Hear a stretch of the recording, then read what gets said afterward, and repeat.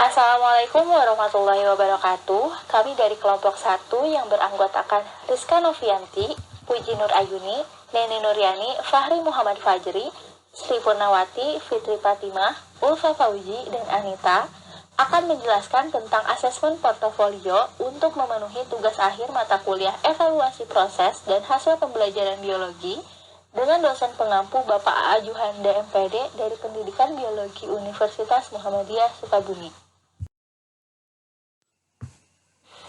Secara etimologi, portofolio berasal dari dua kata, yaitu port yang berarti laporan dan folio yang artinya penuh dan lengkap.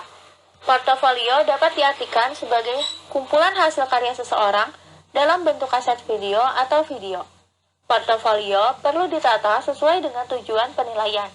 Penilaian portofolio merupakan penilaian berkelanjutan yang didasarkan pada kumpulan informasi yang menunjukkan perkembangan kemampuan peserta didik dalam satu periode tertentu. Informasi tersebut dapat berupa karya peserta didik dari proses pembelajaran yang dianggap terbaik oleh peserta didik. Dalam asesmen portofolio, guru berperan sebagai fasilitator. Oleh karena itu, guru harus mendorong tanggung jawab tersebut. Sebagaimana telah dikemukakan bahwa asesmen portofolio adalah asesmen yang terdiri dari kumpulan hasil karya siswa yang disusun secara sistematik yang menunjukkan dan membuktikan upaya belajar, hasil belajar, proses belajar, dan progres yang dilakukan siswa dalam jangka waktu tertentu. Sehingga peserta didik dituntut penuh untuk berpartisipasi dalam membuat portofolio. Nah, dalam suatu portofolio terdapat paling sedikit 7 elemen pokok, yaitu yang pertama adanya tujuan yang jelas dan dapat mencakup lebih dari satu ranah. Yang kedua, kualitas hasil atau outcome. Yang ketiga, bukti-bukti otentik yang mencerminkan dunia nyata dan bersifat multi sumber. Yang keempat, kerjasama siswa dengan siswa dan siswa dengan guru. Yang kelima, penilaian yang integratif dan dinamis karena mencakup multidimensi. Yang keenam, adanya kepemikiran atau ownership melalui refleksi diri dan evaluasi diri. Dan yang ketujuh, perpaduan asesmen dengan pembelajaran. Nah, salah satu alasan asesmen portofolio digunakan dalam dunia pendidikan dewasa ini adalah karena adanya ketidakpuasan terhadap penggunaan tes-tes baku yang dianggap tidak mampu menampilkan kemampuan siswa secara menyeluruh. Nah, dalam konteks ini yang dimaksud dengan tes baku itu adalah tes-tes yang secara tradisional digunakan untuk mengukur perkembangan belajar. Nah, tes-tes tersebut kebanyakan berbentuk tes objektif di mana hanya ada satu pilihan jawaban yang benar. Tes-tes tersebut dikembangkan dalam format pilihan ganda.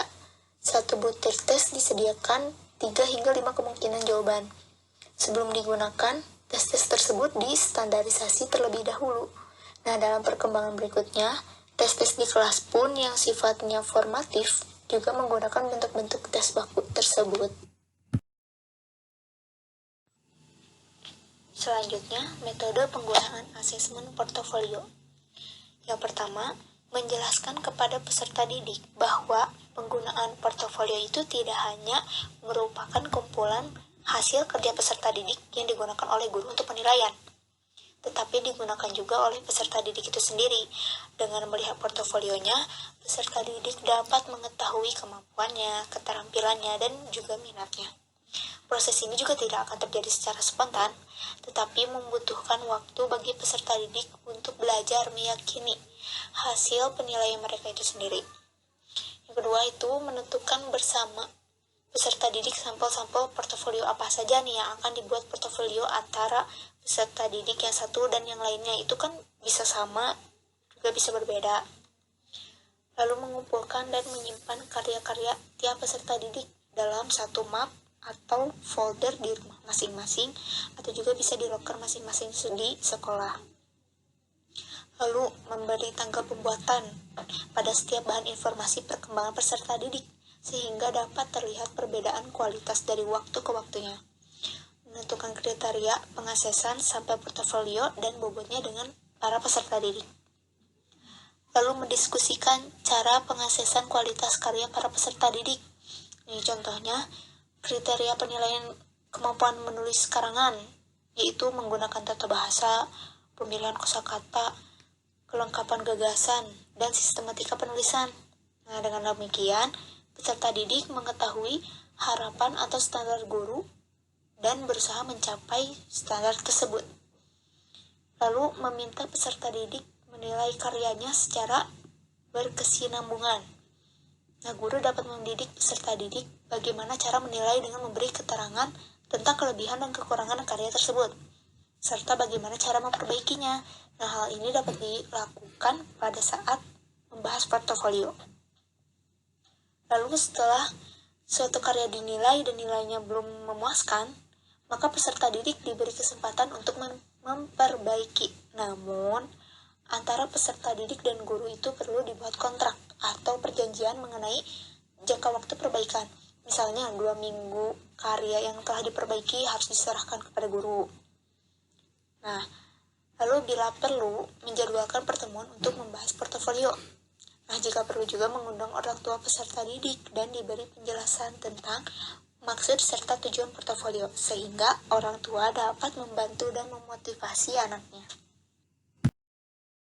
Adapun jenis-jenis dari portofolio dibagi menjadi 3. Yang pertama, portofolio proses. Portofolio jenis ini berisi seluruh pekerjaan siswa dalam bidang tertentu dan dalam kurun waktu tertentu. Portofolio jenis ini berisi tahapan pengalaman siswa dalam mengerjakan tugas-tugas pembelajaran. Portofolio jenis ini dapat menggambarkan keseluruhan proses dari perkembangan siswa, kesulitan yang dialami siswa, tahapan pengalaman yang dialami siswa, serta kemampuan siswa mencapai suatu tujuan pembelajaran. Yang kedua, portofolio pameran. Portofolio jenis ini berisi hasil terbaik dari karya siswa yang akan dipamerkan kepada kepala sekolah, orang tua, maupun masyarakat. Portofolio jenis ini berfungsi sebagai etalase yang memamerkan barang dagangan tertentu. Portofolio jenis ini cenderung berupa produk akhir. Selain itu, fungsi dari portofolio jenis ini adalah memberikan penghargaan dan meningkatkan harga diri siswa melalui publikasi karya-karyanya. Dan yang terakhir ada portofolio refleksi. Portofolio jenis ini memfokuskan pada refleksi proses dan hasil belajar yang telah dilakukan. Portofolio jenis ini berisi kumpulan proses dan hasil pekerjaan siswa dalam bidang tertentu dalam kurun waktu tertentu. Penilaian diri oleh siswa terhadap karya yang dihasilkan, penilaian guru terhadap karya siswa, dan simpulan tentang kualitas dan hasil. Portofolio ini digunakan oleh guru sebagai alat penilaian dan juga untuk membantu siswa merefleksikan apa yang telah mereka pelajari. Nah, kemudian selanjutnya ada langkah-langkah dalam melaksanakan asesmen portofolio yang akan dijelaskan oleh teman saya. Tahapan yang pertama yaitu adalah tahapan persiapan. Nah, tahapan persiapan ini yang pertama mengidentifikasi tujuan pembelajaran, sehingga tahapan ini menjadi penting karena nantinya akan menyelaraskan hasil karya dengan tujuan pembelajaran yang akan dicapai. Kemudian, di poin kedua ada menjelaskan seberapa banyak kinerja dan hasil karya.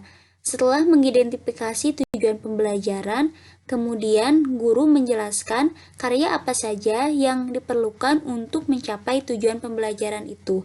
Kemudian, menentukan bagaimana kinerja setiap siswanya dalam pembuatan karya. Kemudian, di bagian ketiga ada menjelaskan bagaimana hasil karya yang harus disajikan. Melihat dari tujuan pembelajaran, kemudian setelah dijelaskan seberapa banyak kinerja dan hasil karya, kemudian di bagian terakhir yaitu menjelaskan bagaimana hasil karya harus disajikan, yaitu mengenai aturan-aturan pembuatan karya, deadline pembuatan karya, dan lain sebagainya. Setelah tahap persiapan, memasuki tahap pelaksanaan. Di sini ada 4 poin mengenai tahap pelaksanaan. Yang pertama yaitu mendorong dan memotivasi peserta didik. Nah, kenapa dorongan dan motivasi ini menjadi sangat perlu, yaitu agar peserta didik menghasilkan karya terbaik dan nantinya akan mencapai tujuan pembelajaran yang telah ditetapkan pada tahapan persiapan. Kemudian yang kedua yaitu guru mendiskusikan secara rutin tentang proses pembelajaran yang akan menghasilkan karya. Setelah mendorong dan memotivasi peserta didik, kemudian terbentuk satu karya.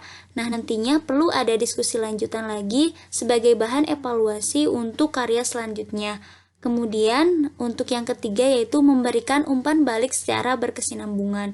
Nah, umpan balik di sini yaitu di tahapan evaluasi tadi. Jadi peserta didik dapat mengevaluasi dirinya sendiri beserta hasil karyanya, kemudian akan menghasilkan karya-karya selanjutnya yang lebih baik dan lebih efektif untuk mencapai tujuan pembelajaran. Tidak hanya itu, asesmen portofolio juga memberikan soft skill kepada peserta didik. Tidak hanya materi yang dibekalkan, soft skill juga dibekalkan. Kemudian yang keempat yaitu memamerkan keseluruhan hasil karya mahasiswa yang disimpan dalam portofolio. Nah, portofolio ini bisa disimpan dalam bentuk map, yaitu hasil karyanya dimasukkan ke dalam satu portofolio sebagai wujud memamerkan atau sebagai bentuk aspirasi dari peserta didik yang telah selesai mengerjakan karya. Nah, nantinya map ini akan disimpan di masing-masing peserta didik. Nah, untuk selanjutnya ada tahap penilaian. Di sini ada beberapa tahapan penilaian, yaitu yang pertama, menegakkan kriteria penilaian bersama-sama atau dengan partisipasi mahasiswa. 2. Kriteria yang disepakati dilaksanakan secara konsisten oleh guru. 3. Arti penting dari tahap penilaian ini adalah self-assessment. Dan yang terakhir, 4. Hasil pembelajaran dijadikan tujuan baru bagi proses pembelajaran berikutnya. Selanjutnya, menurut Terence 1997 dalam Kleinowski 2002, secara umum telah terjadi pergeseran asesmen dalam penggunaannya, perubahan penekanan dalam asesmen. Dan di sini ada tabelnya. Bergeser dari mengakses pengetahuan terhadap mengakses keterampilan dan pemahaman. Bergeser dari mengakses produk terhadap mengakses proses. Bergeser dari asesmen bersifat eksternal pada akhir pembelajaran terhadap asesmen bersifat internal selama pembelajaran. Bergeser dari hanya asesmen tertulis terhadap menggunakan metode dan bukti yang bervariasi. Bergeser dari acuan norma terhadap acuan kriteria. Bergeser dari asesmen sumatif bersifat lulus atau gagal terhadap asesmen formatif tentang kekuatan, kelemahan, dan rekaman hasil belajar yang positif. Nah, untuk selanjutnya di sini ada contoh format penilaian portofolio. Ada mata pelajaran, ada nama, kelas, atau nomor absen. Nah, di sini sudah ada tabel contoh format penilaian portofolionya. Nah, untuk yang pertama ini ada nomor, ada aspek yang dinilai, ada nilai maksimum, penilaian teman, dan juga penilaian guru. Untuk yang pertama di sini aspek yang dinilai yaitu ada nama ditulis dengan jelas dan lengkap dengan kelas dan nomor absen. Nah, nilai maksimumnya itu 10.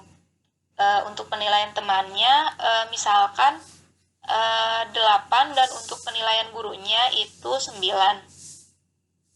Untuk yang kedua, aspek yang dinilainya itu ada kelengkapan.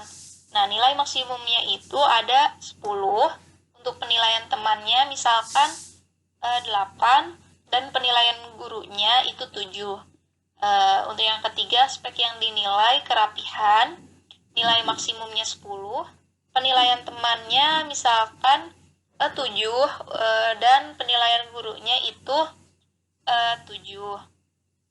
Nah, untuk yang keempat ada laporan praktikum di organisasi dengan baik, diberi nomor dan tanggal. Nilai maksimumnya itu 20. Nah, untuk nilai maksimum di sini untuk laporan praktikum ini paling besar yaitu 20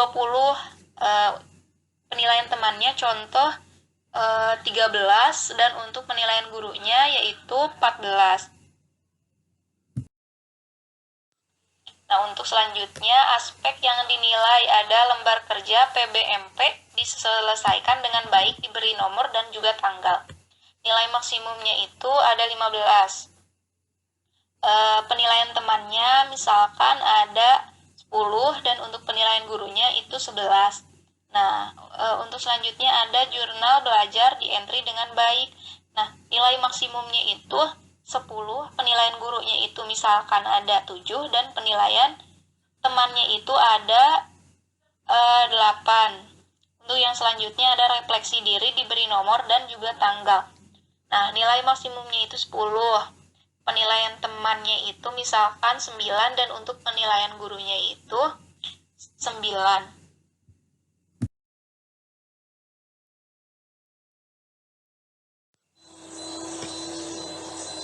Pada slide ke-13 di sini ada kelebihan-kelebihannya, mungkin ada beberapa kelebihan, mungkin Anda juga bisa melihatnya. Yang pertama itu, fokus pada hasil kerja peserta didik memberikan suatu pengaruh yang positif. Perbandingan hasil kerja peserta didik masa lalu dengan sekarang memberikan motivasi. Keterampilan asesmen pribadi ditingkatkan melalui seleksi, menyajikan penilaian terhadap perbedaan individu, menyajikan komunikasi yang jelas dalam kemajuan belajar pada peserta didik, orang lain, dan lain-lainnya. Terima kasih. Sedangkan kekurangan dari asesmen portofolio adalah 1. Tidak boleh digunakan sebagai arti yang sesungguhnya dari penilaian. Oleh karena asesmen portofolio merupakan salah satu dari jenis asesmen alternatif, maka asesmen ini digunakan untuk mengatasi kekurangan dari pensel dan paper test. Jadi, asesmen portofolio bukan dijadikan sebagai satu-satunya sumber untuk membuat keputusan tentang hasil belajar peserta didik. 2. Membutuhkan banyak waktu. Oleh karena asesmen portofolio membutuhkan waktu bagi guru dan peserta didik, serta orang tua bila perlu untuk mengkomunikasikan hasil belajar peserta didik secara individu, maka asesmen portofolio ini cenderung membutuhkan banyak waktu. 3. Kesubjektivitasan sering kali menimbulkan masalah bagi validitas dan reliabilitas. Dalam mengakses portofologi tentu ada unsur subjektivitas dari penilaian. Karena dalam asesmen ini cara pengaksesan berbeda dengan pensil dan paper test yang memiliki satu jawaban yang pasti benar. Dengan kata lain, sudah ada tolak ukur benar dan salahnya. Mungkin cukup sekian dari kelompok kami. Mohon maaf bila ada kesalahannya. Wabillahi taufiq hidayah. Wassalamualaikum warahmatullahi wabarakatuh.